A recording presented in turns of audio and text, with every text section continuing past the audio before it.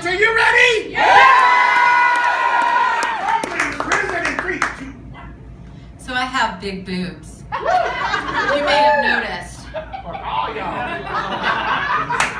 They're 9 inches in diameter and they stick out 4 inches from my chest. It wasn't always like that. There was a time when I was a prepubescent and I was flat-chested and I played a lot of soccer.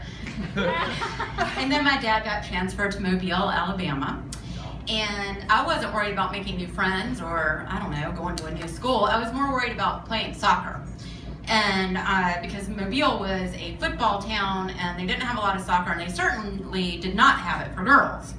Somehow I got myself on a boys team, which sounds awesome, except 2 things. Number 1, boys in Mobile hated girls on their team. Number 2, my boobs started growing so big and so fast that it totally rendered my soccer game absolutely obsolete. It was so bad. All the boys on both teams would be staring at me in these flashbacks running down the field, and my game just went choo. I was 13 years old, and I suddenly felt like my body was a prison.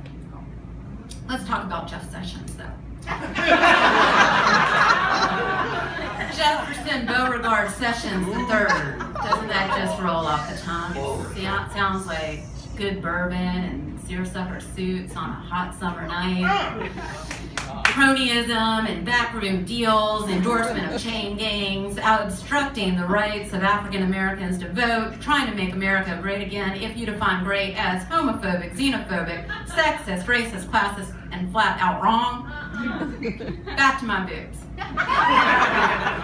So, it is recommended that women get mammograms once a year starting at the age of 40. I had to start at 35. They're so big, my doctor said, we gotta get a baseline and like stat. Ladies, some of you in this room already know what a mammogram is like. The rest of you will know one day, I hope, provided we still have access to health care. Gentlemen, really, I love y'all and I really apologize for what I'm about to do. Can y'all just play along? Think of a soft tissue body part, say your ear or your nose or... No. Here's what a mammogram is like, all right? You are taken into a room and it has a big mammogram machine and you have this robe on and it's open to the front and then there's a technician. And the technician says, would you just remove one arm and then you're like half naked, one boob out and the other one, you know, very, very daintily covered. And then the technician says, don't help me. Now, you may be wondering what she means by don't help me. Oh, I know who's had a mammogram by the laughter. What she says is, I'm going to lift your boob up and I'm going to put it on this plate. So, no, a total stranger is touching your boob and moving it, and I do not mean some hot guy you just picked up at somebody's wedding. I mean a total creepy flat.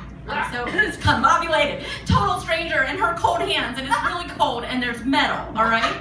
I am not done. She then presses a lever, all right? And so remember those 9 inches of diameter? 4 inches out? That gets flattened. I'm not done yet.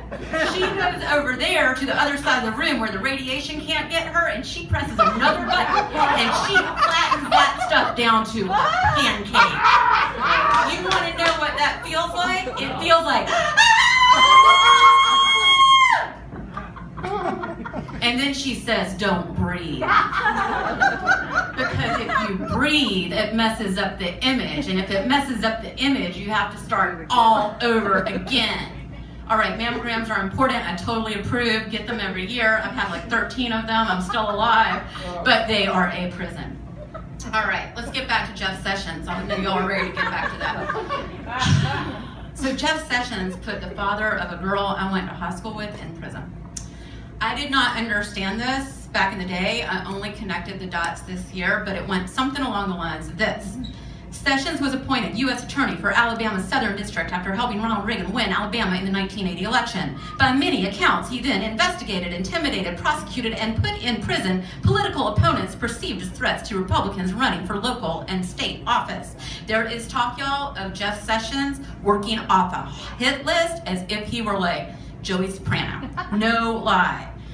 Gary Greeno, the father of the girl I went to high school with, must have been on that list. He had been mayor of Mobile and was city commissioner when Sessions ran him up the river on flimsy embezzlement charges. Greeno served 5 years on a 25-year sentence and to this day maintains his innocence. All right, I lost my page. Where'd it go? I'm not going to say the daughter's name. She is not the public figure here, but I'm going to tell you that she was an incredibly sweet, nice, and funny girl. And we were on the yearbook staff together, and I worked with her every day. And every day I was like, how does she come to school? Mobile was such a big football town and status town, and her family had gone from top to low.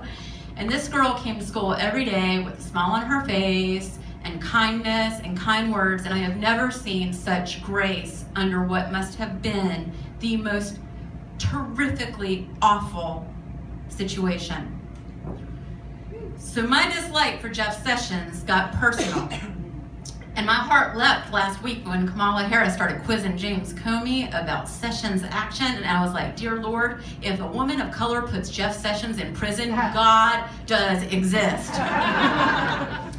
That being said, I'm not convinced that the arc of justice bends over in his direction. He is so powerful. He has so many people on his side.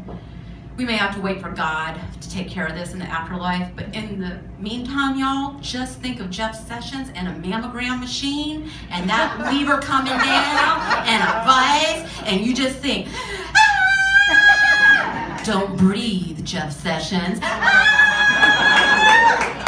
Prison.